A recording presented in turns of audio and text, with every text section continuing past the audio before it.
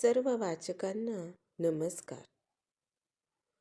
कथेचे भाग अगदी रोज नियमितपणे तुम्ही सर्वजण ऐकता त्याबद्दल तुम्हा सर्वांचे मनापासून आभार. तुम्ही कथा ऐकता पण कधी कमेंटच करत नाही.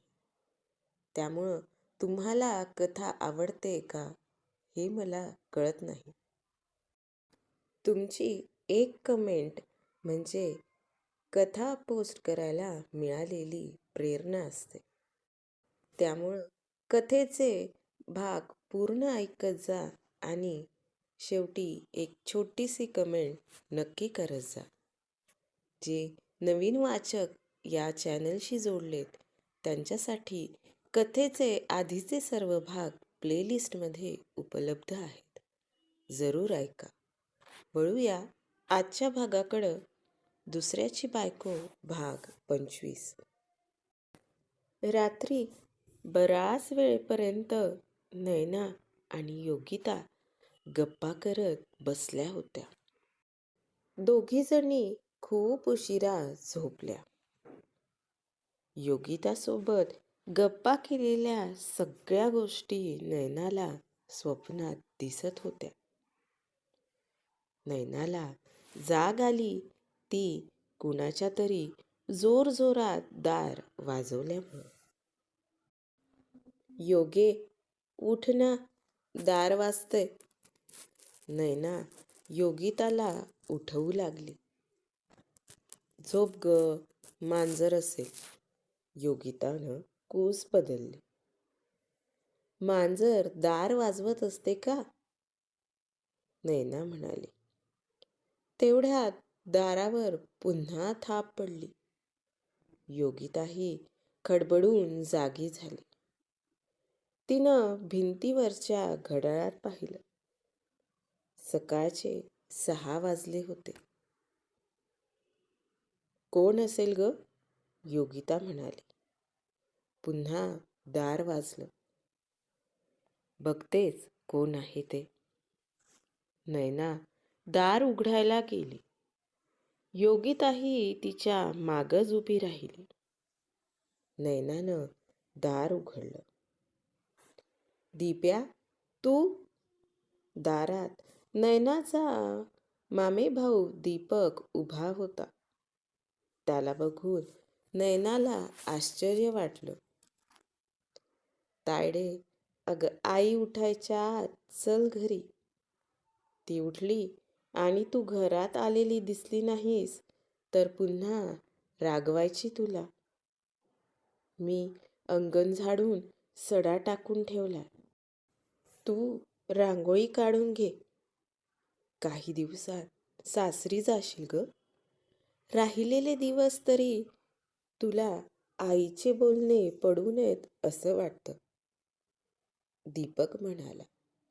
नैनाच्या डोळ्यात टचकन पाणी आलं. हो, चल. योगे, येते ग. दिप्या, बरं झालं तू उठवायला आलास ते. नैनानं योगिताचा निरोप घेतला आणि दीपक सोबत बोलत घरी निघाले.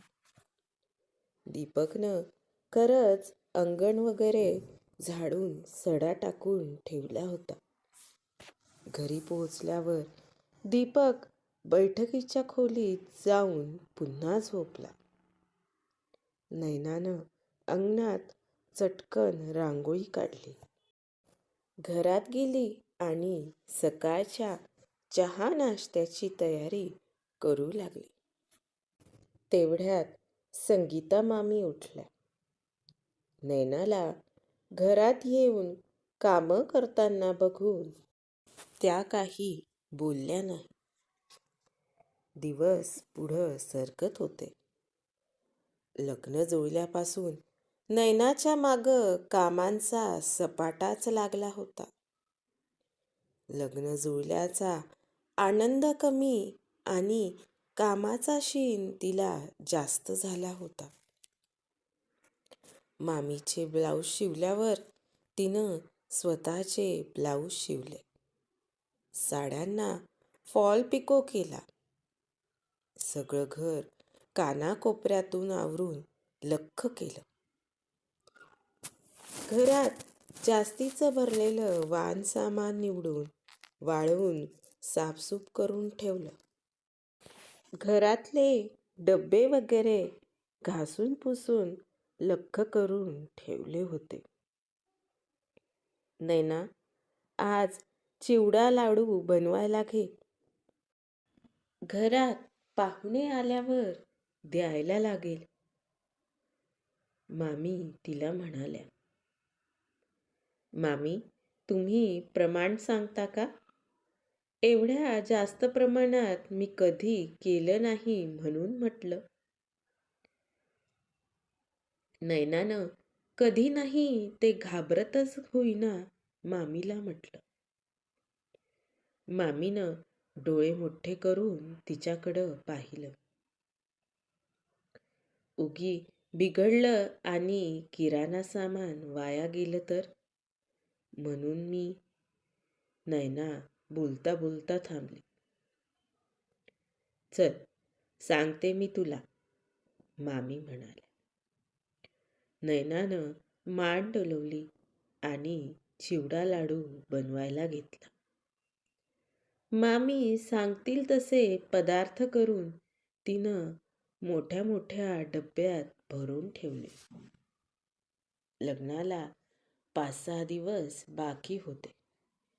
तेव्हा सोपान मामांची बहीण नैनाची मावशी सुमन लग्नासाठी म्हणून त्यांच्याकडे आली. सुमनबाई सोपान मामापेक्षा वयानं मोठ्या होत्या. त्यांना घरी आलेलं बघून संगीता मामीचा पारा मात्र चढला होता. कारण आता नैनाला त्यांना हवं तसं राबवता येणार नव्हतं. आली महाराणी. आता बसल्या बसल्या ऑर्डरी सोडणार. बरं, ऑर्डरी सोडणार तर सोडणार, वरून उपदेशाचे डोस पाजेल ते वेगळेच. हेच नाही केलं, तेच नाही केलं, हे असं करायचं नव्हतं. सुमनबाईंना दारात आलेलं बघून संगीता मामी मनातच पुटपुटल्या. संगे, अगं, लग्न घरी आलेल्या पाहुण्यावरून भाकर तुकडा ओवाळतात, विसरली का तू? दारात आल्या आल्या सुमनबाई म्हणाल्या. नाही हो वंस, आणतच होते. संगीता मामी चटकनच आत गेल्या. एका हातात भाकर आणि पाण्याचा गडवा घेऊन त्या बाहेर आल्या.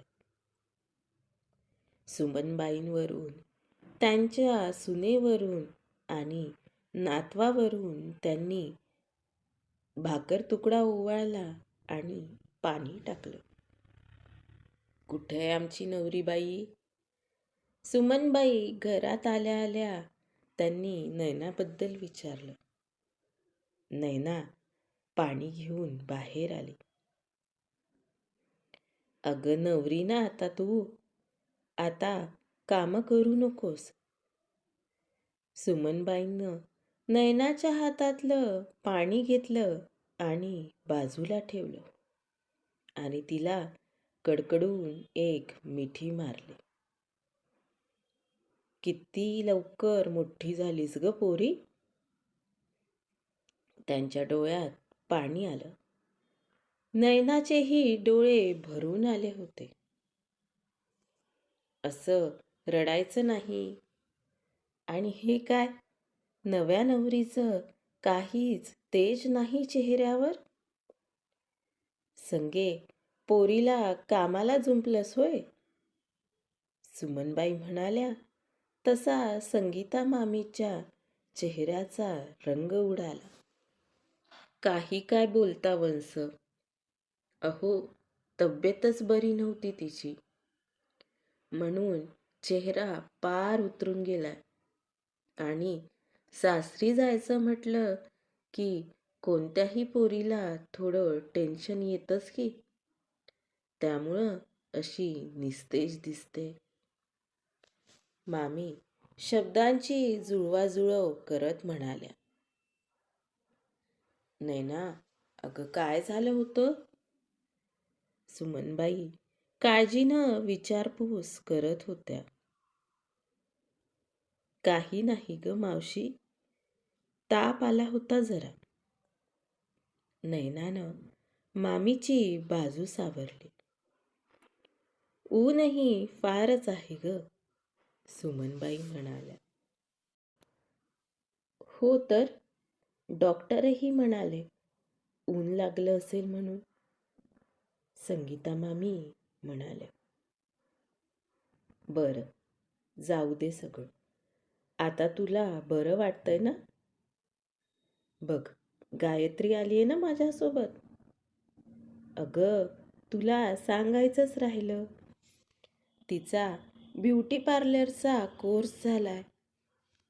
ती तुझी मैत्रीण योगिता आणि गायत्री दोघी मिळून बघ, या 4-5 दिवसात तुझं रंगरूप बदलून टाकतात की नाही. सुमनबाई कौतुकानं म्हणाल्या. नैनानं मान डोलवली. वहिनी, कशा आहात?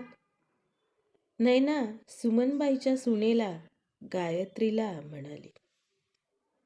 मी मजेत आहे. वंस, जावाई काय म्हणतात आमचे? गायत्रीनं नैनाला विचारलं. काही नाही. वहिनी, विजूदादा नाही आला? तो कधी येणार आहे? नैना म्हणाली.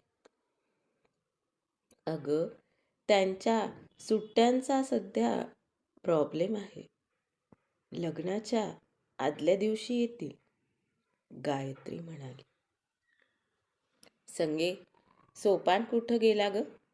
सुमनबाईंनी संगीता मामीला विचारलं. कामासाठी बाहेर गेलेत, येतील थोड्या वेळात, संगीता मामी म्हणाल्या. आणि दीपक? ट्युशनला गेला आहे, येईलच थोड्या वेळात, मामी उत्तरल्या. ही बाई घरात आली नाही की लगेच हिची पोलीसगिरी सुरू होते. मामी मनातल्या मनातच चरफडल्या. चेहऱ्यावर कसंनुसं हसू आणत त्या तिथं उभ्या होत्या. मामी म्हणत होत्या, लग्न ठरलं की मुलीला सासरी जायचं टेन्शन येतं. लग्न ठरल्यापासून सासर, नवरा या शब्दांचा विचार करायलाही वेळ मिळाला नाही. ढीगभर कपडे शिवले. घरातली साफसफाई ती वेगळीच. पण मी लग्न करून सासरी गेले की माझा मामा माझ्या जबाबदारीतून मुक्त होईल. त्यानंही बिचाऱ्यानं खूप खस्ता खाल्ल्यात माझ्यासाठी. माझ्या इतकंच मामी त्यालाही बोलायची. माझं लग्न झाल्यावर त्याच्या मागची बुणबुण तरी कमी होईल. कदाचित मामीची चिडचिडही कमी होईल. नैना स्वतःच्याच विचारात हरवली होती. काय होईल पुढे पाहूया पुढच्या भागात. धन्यवाद.